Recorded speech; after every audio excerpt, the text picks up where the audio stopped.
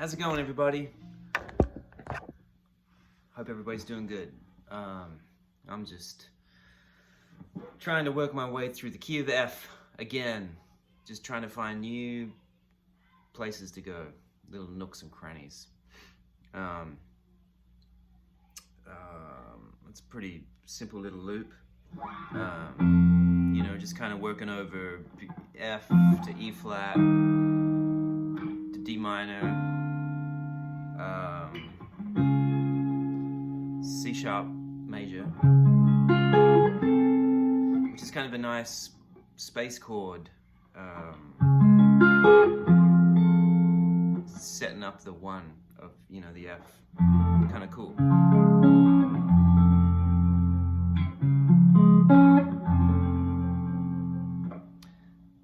For some reason that makes me think of that Sam Rockwell movie, Moon. You guys ever seen that? Moon, that's a cool movie. Great ending. School's canceled today because of inclement weather, so the kids are home screaming in the background for you.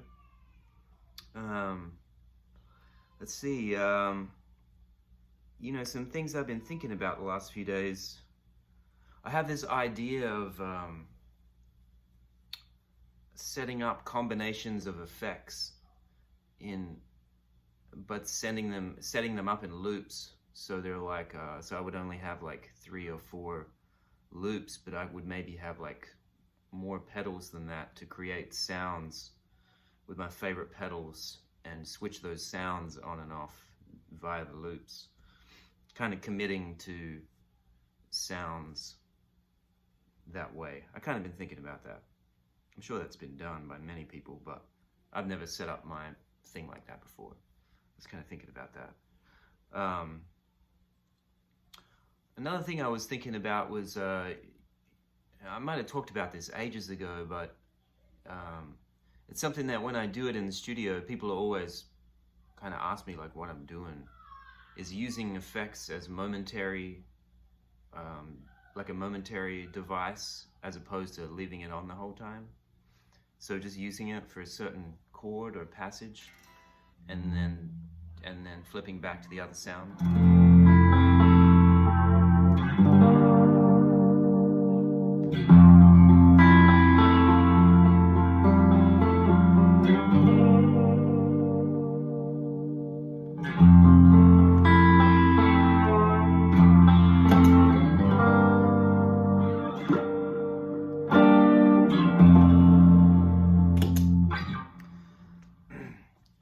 That's a good thing to keep on your radar, I think. It's sort of, I know it seems obvious, but it's actually in the studio when you're really working on coming up with cool parts, you know, like a departure for the bridge or something like that. Using the effects more momentarily than just on all the time is kind of a cool way to create more of a dialogue with what you're doing, or more of a conversation with what you're coming up with. In addition to, of course, because what really matters is what you're actually playing. But sometimes the effect can, if it comes and goes, it has more of an effect, so to speak. Just something to think about. Let's see. I'm trying to figure out how to buy this pink Stratocaster, so I got to sell a couple things. And you know, I might do a video of a couple guitars I'm going to sell or something to try and fund this really great pink Strat. So that's coming up. Some people have been asking me about my Duesenberg, which I love to death. This is a really cool guitar. I know I did a video about it a while ago, but I love this thing. It's really cool in the studio.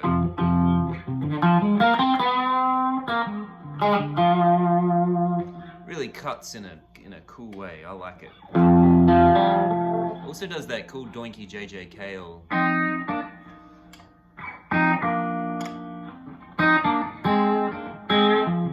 Kind of like that subtle out of phase kind of thing.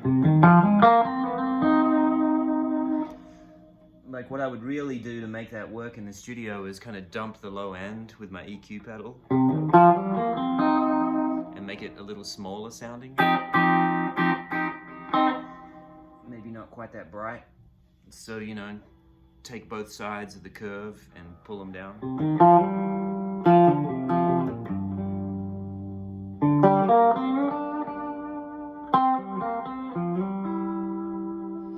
And take that one middle spot out. Maybe some 800. Maybe some of that 4. This is for a very specific sound, by the way.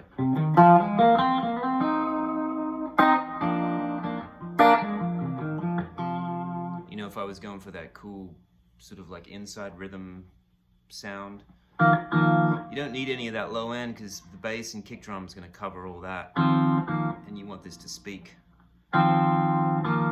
in that one place, you know what I mean? Which, by the way, it's really good to have an EQ pedal for that kind of thing when you're in the studio on your pedal board. It's kind of a no-brainer nowadays because, you know, you should be self-mixing all the time. At least that's kind of the habit I've gotten into, is like really crafting your sound so it works in the whole picture in a way that,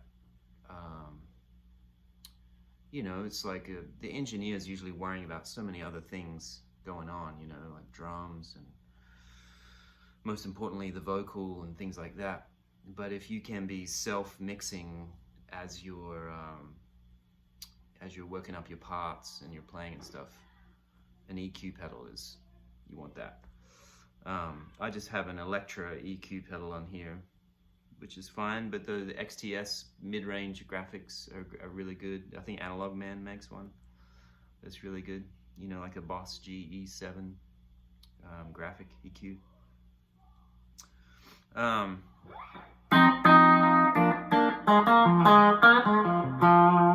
love that sound. I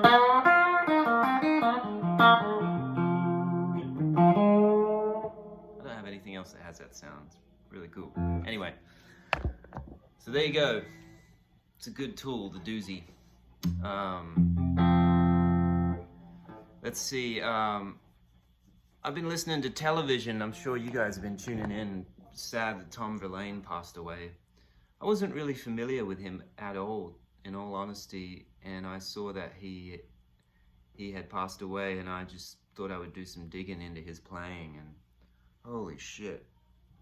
Check out the record Marquee Moon television. You guys might already know about it. I'm always last at the party when it comes to finding anything or discovering things, but it's brand new to me and it's blowing my mind. The guitar parts on those records are insanely good. Like, that guy was brilliant. I could see where Nels Cline probably got a lot of inspiration from that guy.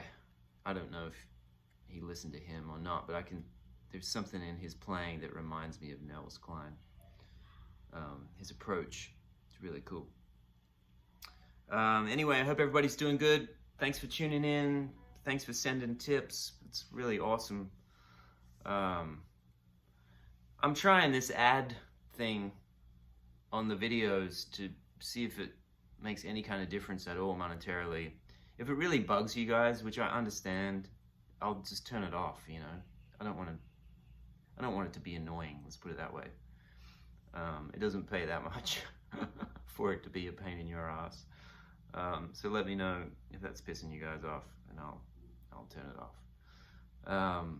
That's it. Hope everybody's doing good, and stay warm if you're in the south and it's supposed to get icy. All right, see you guys.